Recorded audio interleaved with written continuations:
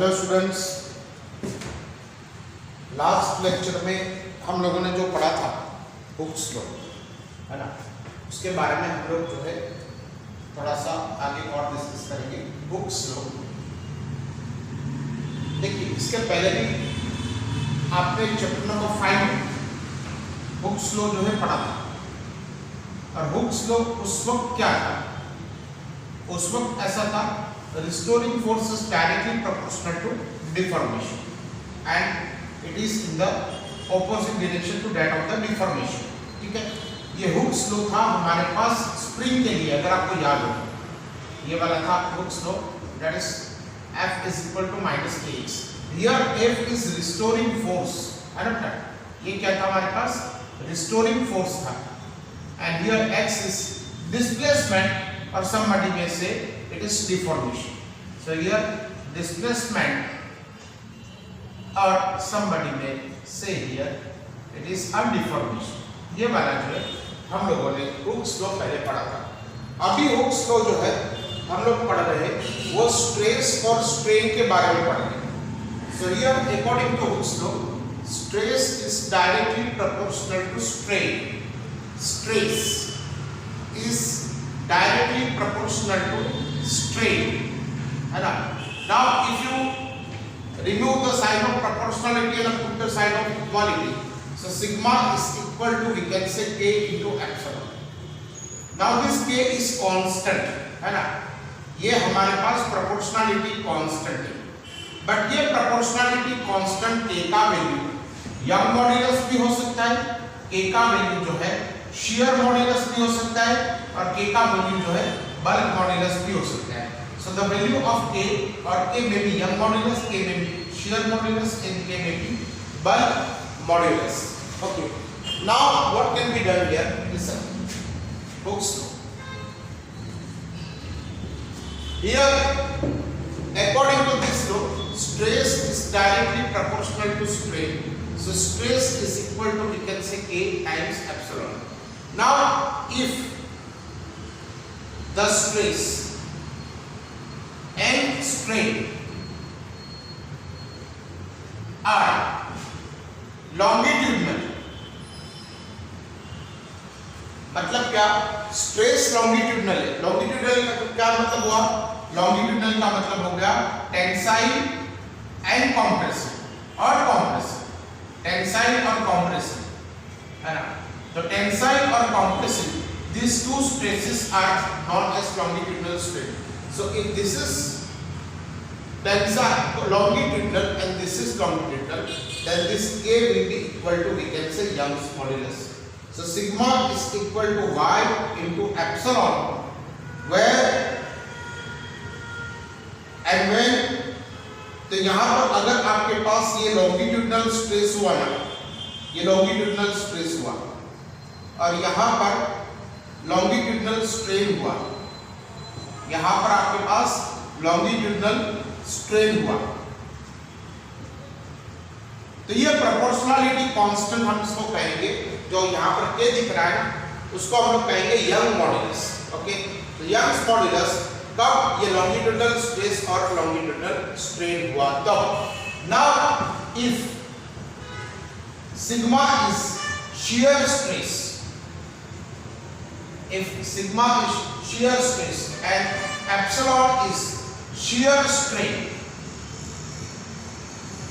then sigma is equal to g times epsilon। ये जो k है ना बेटा, यहाँ ये k क्या हो जाएगा? This k will be equal to, we can say, g। So g is nothing but it is a shear modulus, it is a shear modulus। So the value of g will be equal to, we can say, shear modulus when the stress is shear and strain is also shear। तो देखिए k का value y कब होगा? जब ये longitudinal होगा। k का value g कब होगा? जब ये shear स्ट्रेस होगा। अब नेक्स्ट जो है हमारे पास जो आएगा, मतलब नेक्स्ट वाला जो अगर हम लोग उसको देखेंगे तो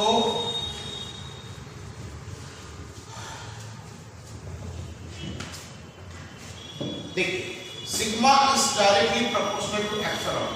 सो ये वाला अगर वॉल्यूम स्ट्रेस हुआ, ये वाला वॉल्यूम स्ट्रेस हुआ और ये वाला वॉल्यूम स्ट्रेन हुआ, वॉल्यूम स्ट्रेन हुआ, तब प्रोपोर्शनलिटी कांस्टेंट जो K होगा ना, that will be equal to bulk modulus, है ना। तो ये वाला हो जाएगा D इंटू एप्सिलॉन। तो ये वाला हो जाएगा जब ये वॉल्यूम स्ट्रेस होगा और वॉल्यूम स्ट्रेन होगा। सो K का वैल्यू क्या होगा, y, when both are longitudinal stress and strain. फिर उसके बाद जो है यंग्स मॉड्यूलस, y को हम लोग कहेंगे दैट इज, हम लोगों ने 3 पढ़े, sigma is equal to y into epsilon. y जो है ये है आपके पास Young's modulus, Young's modulus, and sigma is equal to g times epsilon. g is shear modulus and sigma is equal to, we can say यहां पर आपके पास bulk modulus होगा, where B is nothing but bulk modulus। क्या होगा जब ये longitudinal होगा और ये भी longitudinal होगा, जब ये shear होगा, स्ट्रेस और shear स्ट्रेन, और ये वाला जो है वॉल्यूम स्ट्रेस होगा और ये वाला क्या होगा वॉल्यूम स्ट्रेन। तो आप लोगों ने क्या पढ़ा कि Hooke's law says that stress is directly proportional to, we can say, strain. Now our next topic is relation between longitudinal stress and longitudinal strain. So we can say relation between longitudinal stress and longitudinal strain. Now longitudinal stress and longitudinal stress can be related in terms of stress strain curve, stress strain curve. Now if you draw the curve of stress versus strain of any material, any metal, not material, but if you draw a stress strain curve of any metal, then it will be like this. Suppose on this axis it is stress and on this axis it is strain. Now if zero stress is there, then zero strain will be there. Now initially Hooke's law is followed, that is here, if you increase the stress, then the strain will also increase in a way that it is both are linearly proportional to each other, to point A. Okay, ये क्या होगा, stress and strain both are related linearly to the point A. This A is known as proportionality limit. This A point, this point A, it is known as proportionality limit or limit of proportionality. Or you may write like this, that is it is A is limit of proportionality.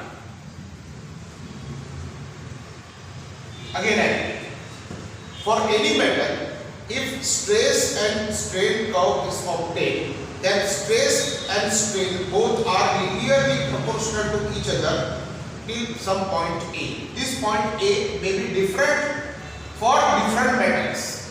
Now here, from point A, if you increase the stress, then it will not follow the linear relation, or the linear relation between stress and strain will be ceased. Okay, now this point B, okay, this point B is known as elastic limit.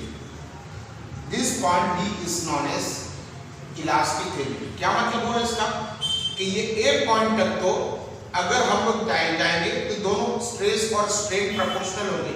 अब यहाँ पर stress and strain they are not proportional to each other in a linear way, है ना, linearly they are not proportional to each other, but small amount of stress will increase the strain to a very high extent.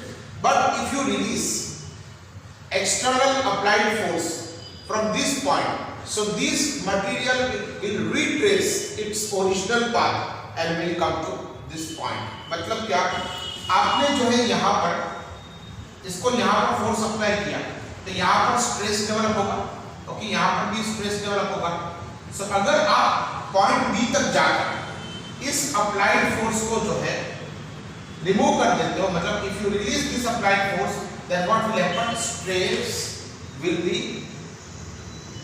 not be there and the material will regain its original structure or original position. Okay. Now if you further increase the stress, then what will happen? Here further increase in the stress will give you a plastic deformation. Plastic deformation means permanent deformation. So if you increase this,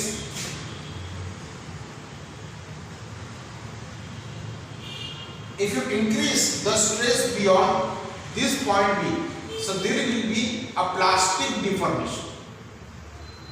Plastic deformation. Okay. Now if you suppose, if you release this stress or if you release this applied force beyond this point, ये point के बाद अगर आपने stress किया ना, तो what will happen? You know, there won't be any stress, है ना, यहाँ पर इसमें stress नहीं होगा, लेकिन यहाँ पर जो है 1% जितना परमानेंट सेट हो जाएगा, मतलब कुछ यहाँ पर उसके कॉन्फ़िगरेशन में चेंज हो जाएगा। So this 1% will be equal to, we can say here, we can say this is known as permanent set. Permanent set मतलब यहाँ पर जो है स्ट्रेन नहीं जाएगी। फिर उसके बाद भी अगर आपने इंक्रीज किया ना, तो क्या हो जाएगा? प्लास्टिक डिफॉर्मेशन और परमानेंट डिफॉर्मेशन, ठीक है ना। तो यहाँ पर जो है ये इस पॉइंट को, ये तो बी के बाद आ रहा है, बी के बाद आ रहा है, इस पॉइंट को हम लोग सी कहेंगे, इस पॉइंट को हम लोग सी कहेंगे। और यहाँ पर जो है this point is known as B, इसके बाद जो है there will be a fracture, okay, वो मटेरियल टूट जाएगा। So this D is known as fracture point, this D is known as fracture point. Okay, so generally if you draw a stress strain curve, so stress strain curve is going to be like this. Okay, what happens initially up till point A, which is known as proportionality limit, the stress and strain are directly proportional to each other. Beyond this point A, the proportionality, linear proportionality ceases. Okay, then linear proportionality will not be there. But if you increase slight stress, then strain will be there. Now this point B is known as elastic limit. यहाँ तक आप आके उसको release करोगे, so this material will retrace its original path and will regain its original structure. But beyond point B, there is a plastic deformation, and here in the plastic deformation you can see that if you release the stress from the material from this point, so there will be a permanent deformation or permanent shape inside the structure of the material. और उसके बाद जो है अगर आप देखोगे तो यहाँ पर प्लास्टिक डिफॉर्मेशन होगा, एक पॉइंट पे आके ये जो है मटेरियल फ्रैक्चर हो जाएगा। Now if C and D are far from each other, then the material is said to be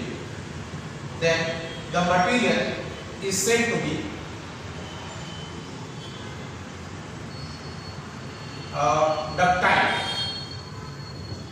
अगर ये दोनों एक दूसरे के बहुत दूर हो गए तो the material is said to be ductile. But suppose this C and D, if both are very near to each other, that means here this is point A, this is point B, this is point C, and this is point D. If C and D are very near to each other, then this material shows the brittleness, or this material or this graph will be of brittle material, है ना।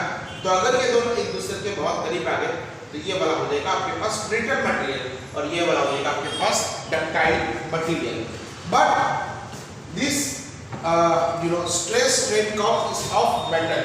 But suppose if you take elastic material like rubber or elastomers, so what actually happens? Suppose if I take rubber, so I'm talking of the stress strain curve of the rubber. Okay. Now what happens if you stress and you can say strain, तो अगर जो है आप stress को बढ़ाओगे, for example rubber के अंदर जो है अगर आपने स्ट्रेस को बढ़ाया तो स्ट्रेन भी बढ़ेगी, स्ट्रेस को बढ़ाया तो स्ट्रेन भी बढ़ेगी, बट लीनियर प्रोपोर्शनल नहीं होगा, मतलब ये ऐसे जो है यहाँ पर इसका कर्व आ जाएगा. So if you increase stress, strain will increase, but stress and strain will no longer be having the linear relation. Now if you release this rubber from this point, so it will be obtaining its initial configuration by other part. Now this area will be giving you the energy dissipated. Okay, so this area, that is measure of this area, measure of the area will give energy dissipated in the form of heat, है ना, in the form of heat. अब देखिए कभी कभी कुछ material ऐसे होते हैं लाइक इलास्टोमर्स, है ना, और इलास्टोमर्स के अंदर सबसे बेस्ट एग्जांपल जो आपके पास है वो है आपके पास artery carrying blood from the heart to the various parts, उसका नाम है aorta. Aorta is the name of the artery which carries the blood from the heart to various point. तो ये वाला बहुत बढ़िया इलास्टोमर है, उसके अंदर आप 700% जितनी स्ट्रेन आप देख सकते हो. तो 700% जितनी स्ट्रेन आप देख सकते हो. क्या मतलब हुआ इसके अंदर कि यहाँ पर जो है this aorta can be increase in length bye 7 times, है ना. अब क्या होता है कि ये वाले जो रबर जो होते हैं या कोई भी इलास्टोमर्स होते हैं, इसका जो है हम लोग यूज कहां पर करते हैं, तो this is used in padding, है ना. कभी कभी क्या होता है, padding means they are shock absorbers,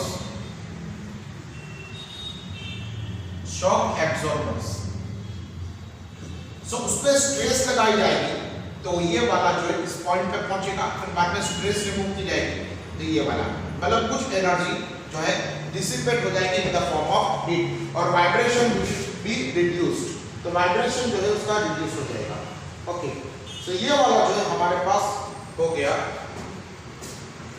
relation between stress and longitudinal stress and longitudinal stress in case of metals, previous or in case of rubber or other elastomers, this type of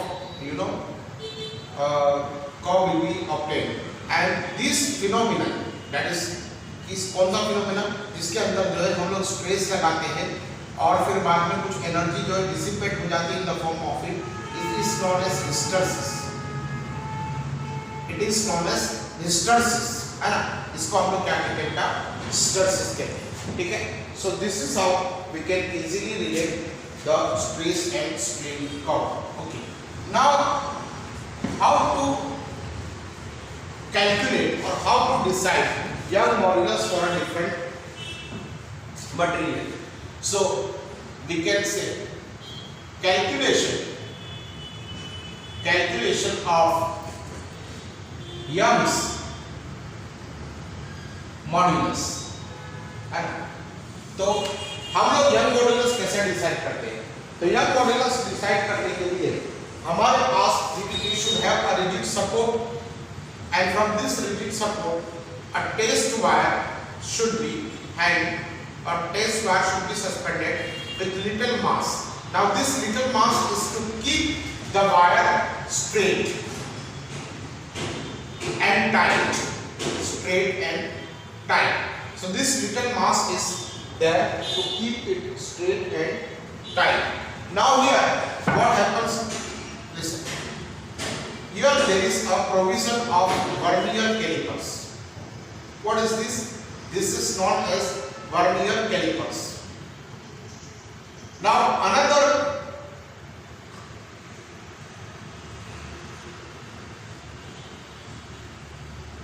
wire, which is known as test wire. This is your reference wire. This is your reference wire, and this is your test wire. Okay. Now here mass M is suspended at the other end. One end is fixed with the rigid support. Here the vernier calipers arrangement is there. So this vernier caliper arrangement will give you an idea that how much is the elongation occurred when we suspend mass M in this way. Okay, so now we can say if mass M is suspended at the other end, so force is equal to, we can say, mg. Force is equal to, we can say, mg. Now if the radius of this test wire is r, so area is equal to, we can say, pi r square. Now you can easily find out the original length, that is original length L, and suppose after hanging, mass M, if the increment in the length is suppose delta L. Okay, so here L is original length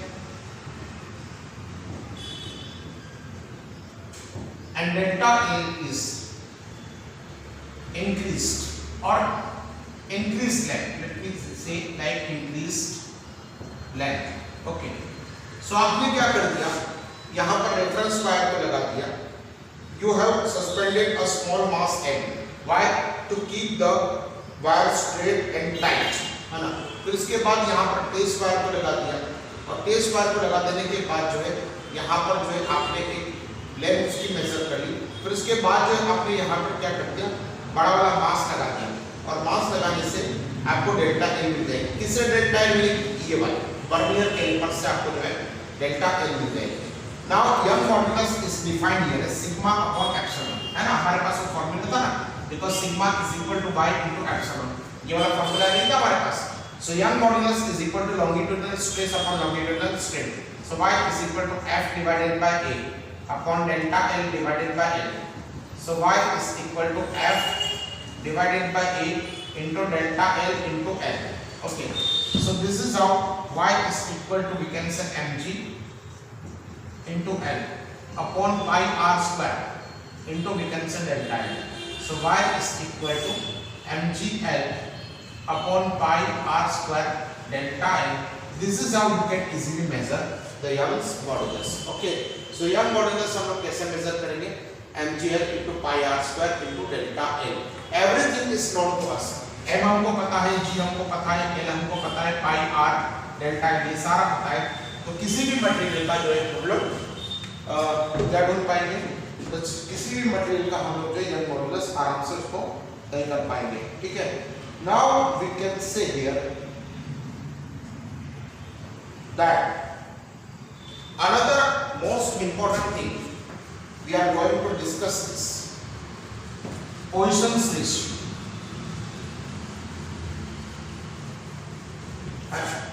अब हम लोग देखेंगे ये वाला पॉइसन्स ratio. ठीक है. So Poisson's ratio is defined here as mu. So mu is nothing but it is, we can say, lateral strain divided by longitudinal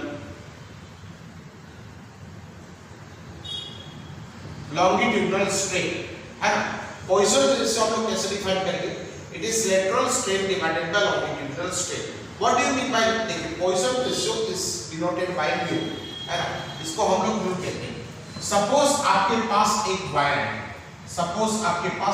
है, you have got a wire, और इसको अगर आप यहाँ पर फोर्स लगाते हो तो व्हाट विल हैपन, इसका जो डायमीटर है बेटा वो थोड़ा सा कम हो जाएगा. वॉल्यूम तो सेम रहेगा, तो वॉल्यूम अगर सेम रहना है उसको, तो डायमीटर जो है, suppose this is diameter d, है ना, और ये वाला डायमीटर आपके पास d डैश है. अब यहां से यहां तक जो है आपके पास l था, यहाँ से यहाँ तक आपके पास L था और यहाँ से यहाँ तक आपके पास डेल्टा L हो गया, ठीक है, डेल्टा L हो गया। What did you do here? This was the wire or this was the material. You applied force in this direction. So what happened here? There you increase the length. You increase the length by delta L, and here this was the original length. So this D was the original diameter and D dash was the final diameter. So longitude lateral strain is defined here as lateral strain. हम लोग कैसे define करेंगे मालूम? Lateral strain is delta D by D. Okay. So delta D is D dash minus D upon D, cancel D. D dash minus D. Final diameter minus initial diameter upon original diameter. तो ये वाला delta D by D इसका हो गया हमारे पास lateral strain, ये वाला lateral strain. और लॉन्गिट्यूडनल स्ट्रेन हम लोग कैसे डिफाइन करेंगे? So longitudinal strain is defined here as change in rate by original length, है ना, change in diameter by original diameter, ये वाला लेटरल स्ट्रेन हो गया। और लॉन्गिट्यूडनल स्ट्रेन कैसे हो गया? Change in length by original length. अब हम लोग इसको यहां पर रखेंगे, so mu is equal to we can say delta D by D और यहां पर आपके पास डेल्टा एल बाय एल, है ना। तो mu is equal to delta D by D और यहां पर क्या हो जाएगा? Delta L by L. So this is how we define the Poisson's ratio, that is delta D by D. कोई ऐसा बोलेगा मुझे डेल्टा डी नहीं रखना, तो we can put delta R also, है ना, यहां पर डेल्टा आर भी रख सकते हैं। तो लेटरल स्ट्रेन को हम लोग जो है डेल्टा आर बाय आर भी कर सकते हैं, ठीक है ना, क्योंकि डायमीटर जो है वो रेडियस का डबल होता है। तो डेल्टा डी बाय डी जितना आपको रेशियो देगा ना, उतना ही आपको डेल्टा आर बाय आर भी देगा। पॉइसन्स रेशियो में lateral strain sometimes also written here is delta R by R. तो ये वाला आपके पास पॉइसन रेशियो आ गया। अब इसका यूनिट क्या है? इसका यूनिट नहीं है, देयर इज नो यूनिट, है ना, क्योंकि ये भी स्ट्रेन है, तो ये भी मीटर कैंसिल हुआ, ये भी मीटर कैंसिल हुआ। तो यहाँ पर जो है कोई स्ट्रेन, ये जो है म्यू जो है इसका कोई भी यूनिट नहीं होता। सो म्यू जो है इसका कोई भी यूनिट नहीं है, ठीक है। So this is how we define a Poisson's ratio. Okay, so उसके बाद जो है जैसे आप नोट बनाते जाएंगे, होगा जैसे आप जो है इसको नोट्स बनाते जाएंगे, फिर उसके बाद जो है change in volume due to longitudinal forces. Next topic जो आपके टेक्स्ट में लिखा हुआ है ये वाला है change in volume due to longitudinal forces. So here we can say change in volume due to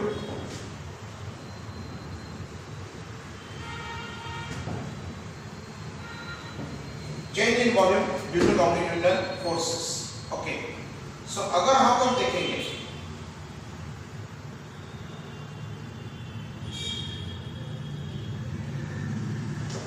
देखिए यहाँ पर suppose this was the original volume, suppose we can say here that if force is applied, so यहाँ पर उसकी radius है हमारे पास r या diameter हमारे पास d, चलिए ना, डायमीटर हमारे पास d है और उसकी ओरिजिनल लेंथ हमारे पास l, ठीक है, ओरिजिनल लेंथ हमारे पास l and original volume was d।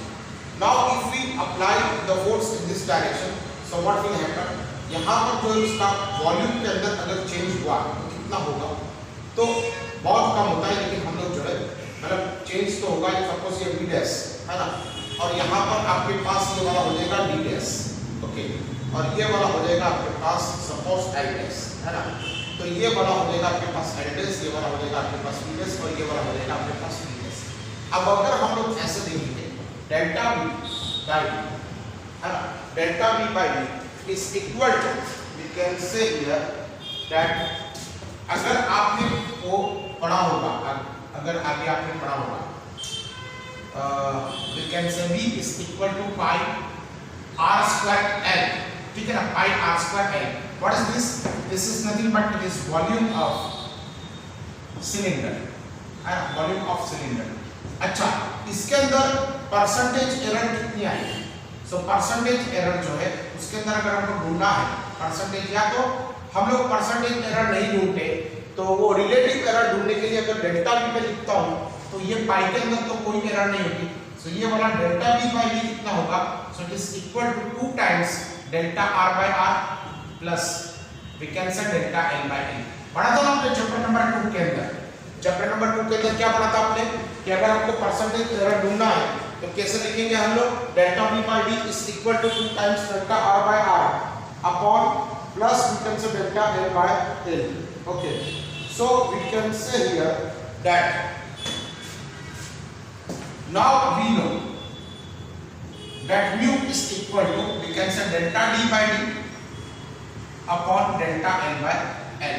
Okay, so ये वाला हमारे पास कितना हो जाएगा? ये वाला ऐसे भी लिख सकते हैं डेल्टा R बाय R, इसको हम लोग ऐसे भी लिख सकते हैं into delta L by L, not delta L but L। Okay, so mu is equal to we can say delta R by R upon delta L by L। सो ये वाला कितना हो जाएगा? इसको इधर लेके आओ तो mu into delta L by L is equal to delta R by R। Well, let us say this is our equation number 1 and this is going to be our equation number 2। So what did we do here? हम लोगों ने क्या कर दिया? हम लोगों ने relative error ढूंढा इसमें चेंज इन वॉल्यूम में। तो वॉल्यूम के अंदर रिलेटिव एरर ढूंढा तो V is equal to pi R square L। तो इसके अंदर रिलेटिव एरर कितना आ जाएगा? 2 times delta R by R plus delta L by L। So mu is equal to delta D by D upon delta L by L is equal to delta R by R और यहाँ पर delta L by L। तो हम लोगों को ये equation मिला। Now further from equation number 1 and 2 देखिए हम लोगों के पास क्या हो जाएगा? From equation 1 and 2 we can say delta V by V is equal to 2 times delta R। delta R की जगह पे 2 mu delta L by L लिखेंगे ना, 2 वैसे का वैसा, और डेल्टा R बाय R की जगह पे हम लोग क्या लिखेंगे? mu times delta L by L, और यहाँ पर भी delta L by L। So delta V by V is equal to we can say 2 mu plus 1 into we can say delta L by L। तो ये वाला आपके पास delta V by V हो गया। Sometimes what happens you know, sometimes they are writing in this way also, delta V by V is equal to 1 minus 2 mu into delta L by L। ये भी ये वाला equation कब आ जाएगा? जब आपने जो है यहाँ पर डेल्टा R को नेगेटिव ले लिया है ना, वरना अगर आप जो है यहाँ पर जो नेगेटिव लोगे ना तो ऑलरेडी ये आपके पास चेंज इन वॉल्यूम ऐसे ही आ जाएगा। So some time in some reference book this is also written, but ये वाला जो है कब हम लोग यूज करेंगे? जब हम लोग पहले से मान के चलेंगे इसका डायमीटर रिड्यूस होगा है ना। तो ये वाला करेक्ट है, आप इसी को रखिए। तो ये वाला आपके पास change in volume is given by delta V by dV is equal to 1 plus 2 mu upon delta L by L। ये वाला हमारे पास क्या आ गया? ये वाला हमारे पास चेंज इन वॉल्यूम आ गया। ओके, सो आप लोग नोट्स बना रहे होंगे। अभी नेक्स्ट जो है हमारे पास या नेक्स्ट जो टॉपिक आ रहा है that topic is elastic potential energy. ठीक है, सो यहाँ पर हम लोग लिखेंगे derive an equation for elastic potential energy, for elastic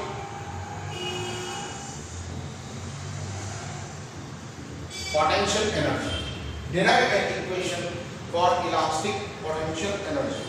अब देखिए यहाँ पर सपोज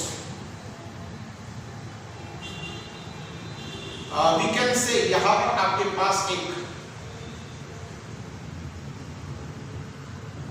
फोर्स अप्लाई किया गया है और यहाँ पर क्रॉस सेक्शनल एरिया है ना। तो derive an equation for elastic potential energy, यहाँ पर फोर्स अप्लाई किया है, यहाँ पर एरिया, इसका क्रॉस सेक्शनल एरिया है। And after the application of the force suppose the length is increased by delta L, और ये वाली एरो है ना। तो यहाँ पर यंग मॉड्यूलस कितना हो गया? Sigma by epsilon. So Young modulus is equal to F upon A into we can say delta L by L। ठीक है, अब ये क्या हो जाएगा? y into delta L by L is equal to we can say F upon A। तो ये वाला कितना हो जाएगा? y A into delta L by L is equal to we can say F। Let us say this is our equation number 1। क्या कर दिया हम लोगों ने यहाँ पर? देखिए यह modulus was sigma upon epsilon, so F upon A delta L by L F upon A। अब ये फोर्स जो है बेटा ये कांस्टेंट नहीं है ना, ये वेरिएबल फोर्स है। जैसे जैसे डेल्टा L में चेंज होगा ना उसी तरह से यहाँ पर आपके पास इसका लेंथ, इसका जो है मतलब फोर्स होगा, मतलब F is directly proportional to delta x। यहाँ पर हम लोग ऐसे भी लिखेंगे F is directly proportional to, we can say delta L, ठीक है।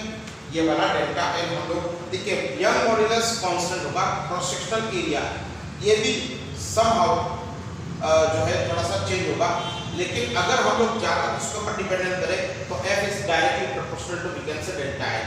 सो अगर हम लोग क्या करेंगे, let delta L is equal to x, है ना, तो ये वाला हमारे पास हो जाएगा equation 1 from equation number 1 we can say here that F is equal to y a, और यहाँ पर आपके पास लिखेंगे x अपॉन l, ओके, ये वाला हमारे पास हो जाएगा x upon l।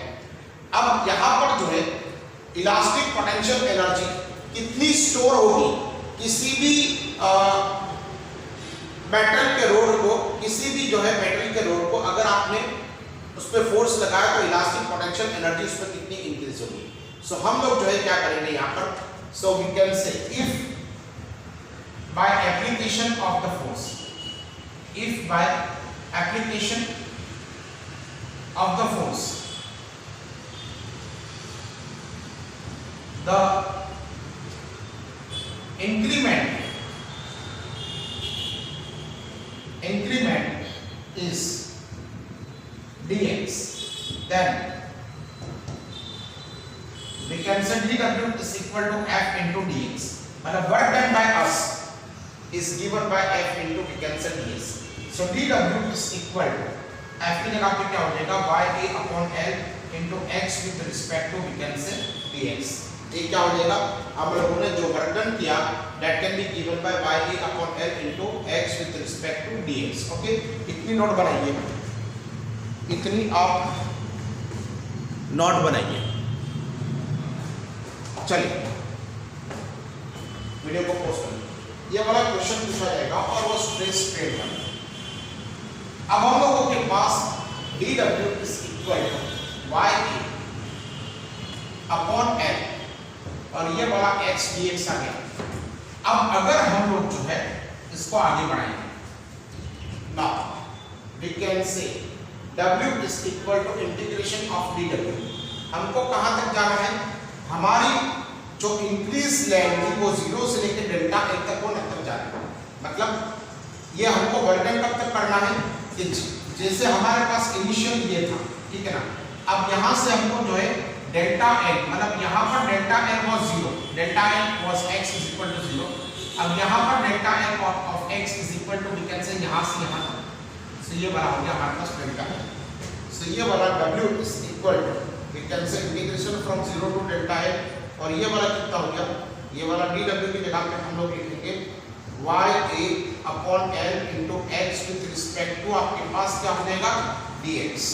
so total work is equal to y a upon l, अगर आप कॉमन निकालोगे तो ये वाला हो जाएगा 0 to delta l of x with respect to आपके पास क्या हो जाएगा dx, ठीक है ना। तो w will be equal to we can say y a upon l, ये वाला हो गया। अब इसका इंटीग्रेशन क्या होगा, it is x square by 2 है ना, y a upon l, और यहाँ पर हो जाएगा आपके पास x square by 2। अब ये इंटीग्रेशन 0 से डेल्टा l तक चलेगा, सो w is equal to 1/2 y a upon l, और यहाँ पर क्या आ जाएगा डेल्टा l स्क्वायर माइनस 0 का square. So w is equal to 1/2 y a upon l into we can say delta l square, okay. So ये वाला हमारे पास क्या हो गया, potential energy store. Now work done by us, that is work done by us is stored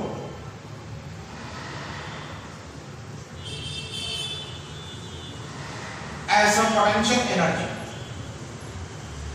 as a potential energy in the material, then we can say that W is equal to we can say U. So U is equal to 1/2 y a upon l into we can say delta l square, है ना। तो ये वाला हमारे पास total potential energy store हो गया।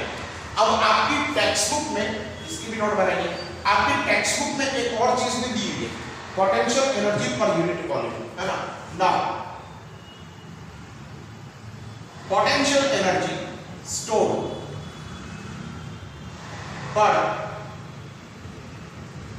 unit volume is known as energy density. It is also known as energy density rho. So rho is equal to W by V. So rho is equal to, we can say W is 1 by 2 y a 1 by 2 y a n upon delta n square, and this v will be there. So rho is equal to 1 by 2 into y is a, और यहाँ पर अगर आप देखोगे ना ये वाला, तो this will be equal to, we can say 2l, और v की जगह पे cross sectional area into length, है ना। तो cross sectional area into length हो गया, यहाँ पर भी आपके पास लेंथ है, और ये वाला क्या हो गया डेल्टा एल स्क्वायर, ठीक है।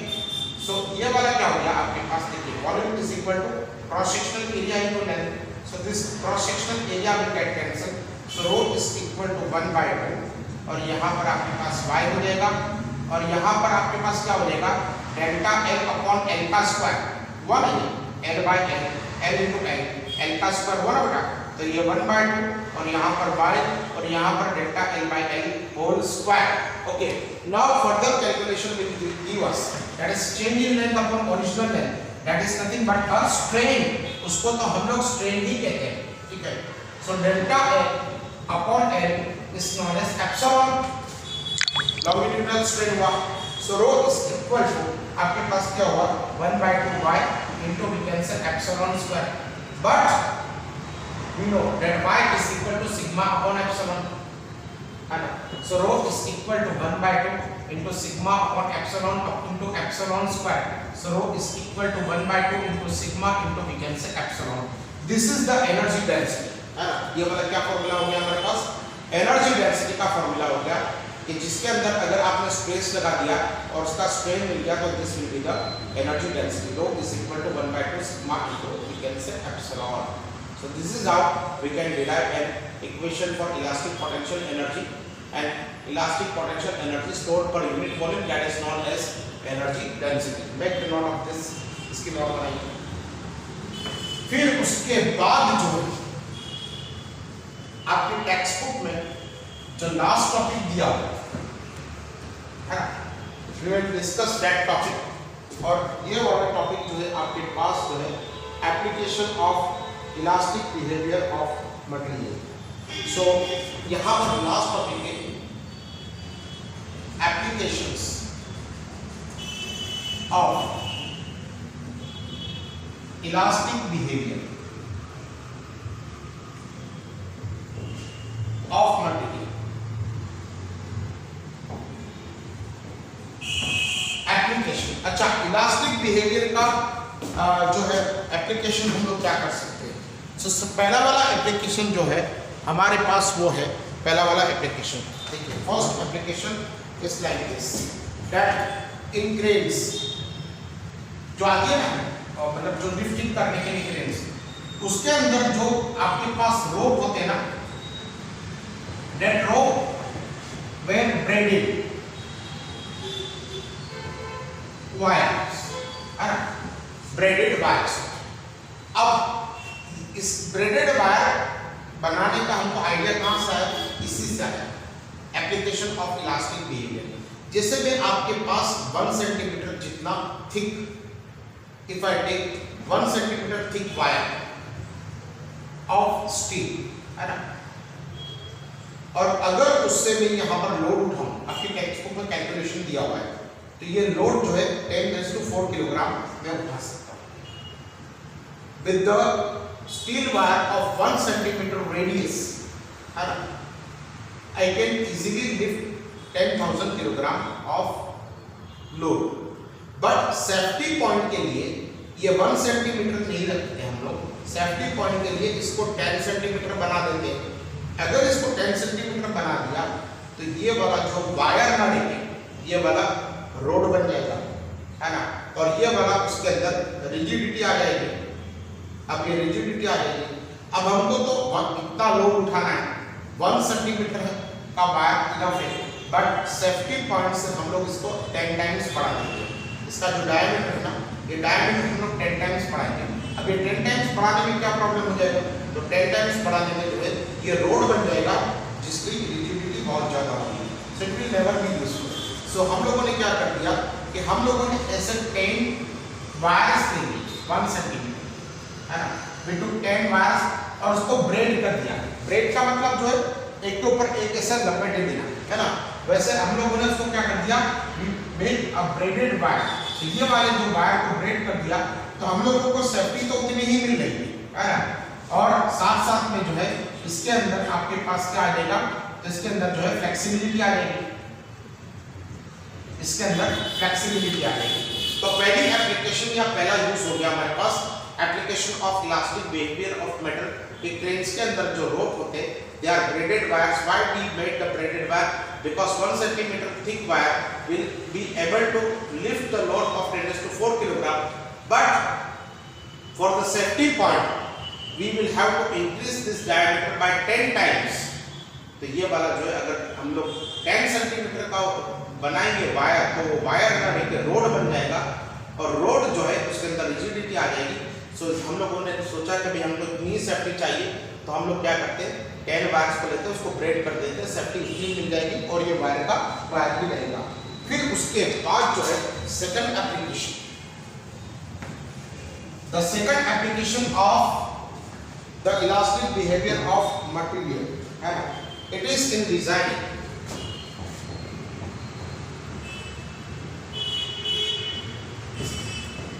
Of bridges.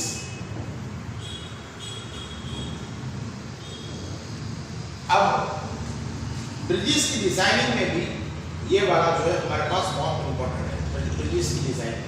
अब ब्रिज के अंदर क्या होता है, बीम होती है। देखिए ये वाला आपके पास ब्रिज है, सपोज ये ब्रिज ऐसे जा रहा है, फॉर एग्जाम्पल ये वाला आपके पास ये ब्रिज है ना, यहाँ पर आपके पास एक कार ऐसे जा रही है। तो ब्रिज के नीचे क्या होगा, तो ब्रिज के नीचे जो बीम्स होंगे, बहुत सारे बीम्स लगे हुए होते हैं, ये वाले बीम होते हैं, है ना। अब ये बीम के डिजाइन में भी हम लोग जो है इसका यूज कर सकते हैं। तो ये this beams are there to support the bridge, है ना। अब बीम की डिजाइन में भी हम लोग कर सकते हैं।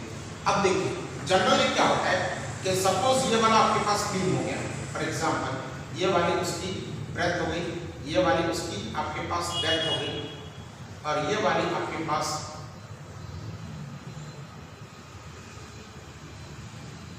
उसकी लेंथ, है ना, ये वाली लेंथ की, ठीक है, ये ब्रेथ डेप्थ और लेंथ।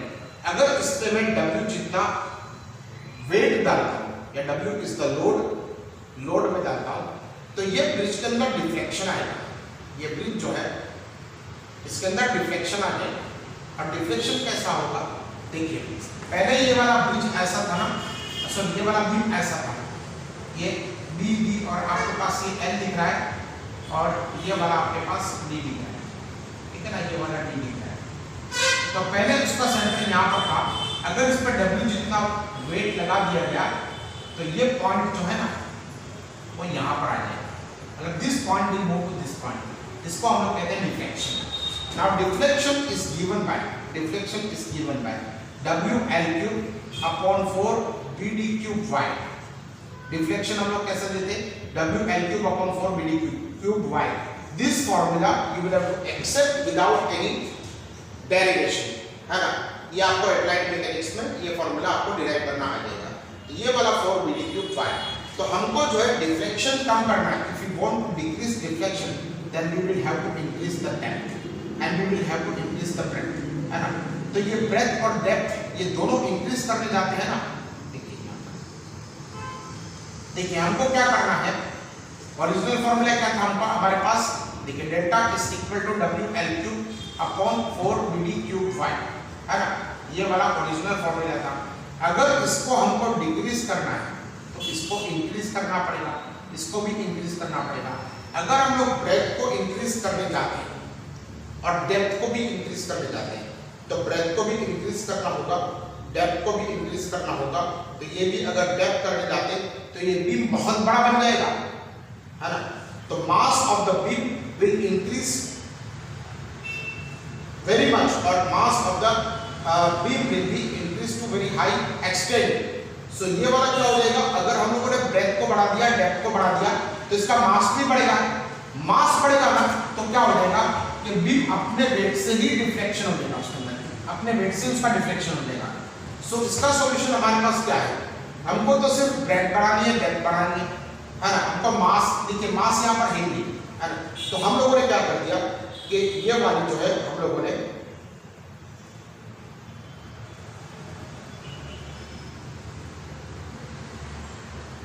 ये वाली हम लोगों ने ऐसे बीम था, मतलब ये बीम वाज लाइक दिस। अब हम लोगों ने क्या कर दिया कि यहाँ पर हमको डेप्थ बढ़ानी थी तो डेप्थ भी बढ़ा दी, ब्रेथ बढ़ानी थी तो ब्रेथ भी बढ़ा दी, है ना।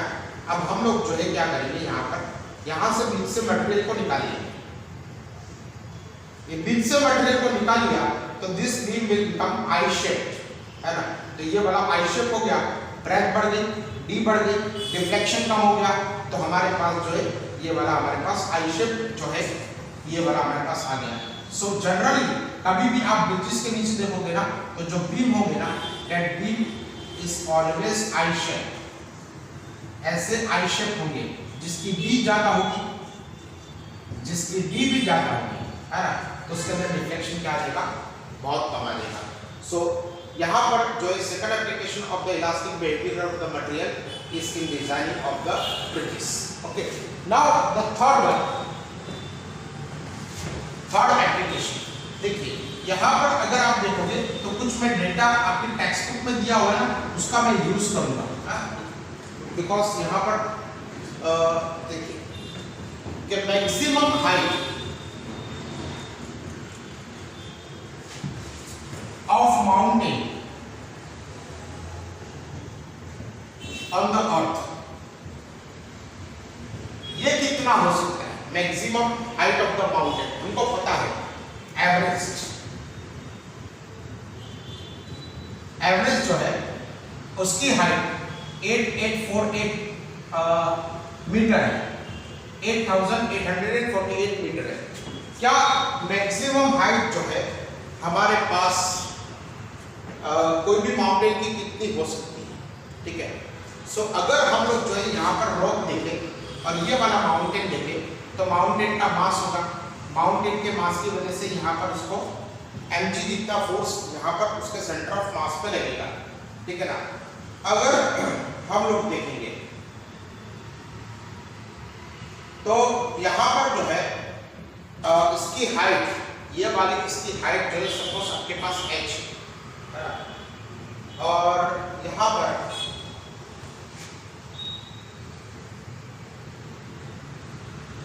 मास m है ना, तो यहाँ पर स्ट्रेस कितनी डेवलप होगी, so stress is equal to force by area. So stress is equal to force, force तो होगा हमारे पास mg divided by area. So sigma is equal to mass, mass is equal to rho into v, है ना, rho into v into we cancel g upon a। So rho sigma is equal to rho और यहाँ पर v की जगह पे a into h, है ना, ये वाला a इनटू h लिख सकते हैं, into we cancel g divided by a, so this a and a will get cancelled, so sigma is equal to h rho g will be the stress developed here। यहाँ पर जो stress develop होगी ना वो इतनी होगी, है ना। अब यहाँ पर अगर आप देखोगे ना कि जो हमारे अर्थ के जो रॉक है, मतलब ये वाले रॉक से उसकी मैक्सिमम जो है उसकी इलास्टिक लिमिट कितनी है। सो मैक्सिमम इलास्टिक लिमिट जो हमारे अर्थ के जो रॉक है ना उसकी मैक्सिमम इलास्टिक लिमिट है हमारे पास 3 × 10⁸ न्यूटन पर मीटर स्क्वायर, ठीक है ना। और डेंसिटी ऑफ रो कितनी है, so density of rho approximately हमारे पास हो जाएगा 3 × 10⁻³ किलोग्राम पर मीटर, ठीक है ना। तो ये वाली जो है अगर हम लोग इस डेटा को यूज करें, that is sigma is equal to h rho g के अंदर मैक्सिमम इलास्टिक लिमिट रो को रख दे तो 3 × 10⁸ हो गया। ये वाला h हमको पता नहीं, रो जो है 3 × 10⁻, आपके पास हो गया 3 और यहाँ पर g जो है आपके पास 10, so this 3 and 3 will get cancelled और ये वाला हो गया आपके पास 10⁴ is equal to h. So 10⁴ का मतलब हो गया 10,000 मीटर. मतलब क्या कि आपके पास अर्थ पे height of the mountain, maximum height of the mountain 10,000 metre हो सकती. अगर उससे ज्यादा बढ़ गई ना तो ये रॉक जो है ना ये टूट जाएंगे, बेस के रॉक जो है टूट जाएंगे और ये माउंटेन जो है अंदर की तरफ फंस जाएगा, है ना, क्योंकि ये मैक्सिमम इलास्टिक लिमिट ही हमारे पास होती है. डेंसिटी ऑफ द रॉक ये मैंने बुक में से डेटा लिया और यहाँ पर sigma is equal to f/a. तो ये वाला अगर हम देखेंगे तो sigma is equal to that is stress develop is equal to h/ρ. अब देखिए maximum permissible limit of the mountain on the earth is 10,000 metre.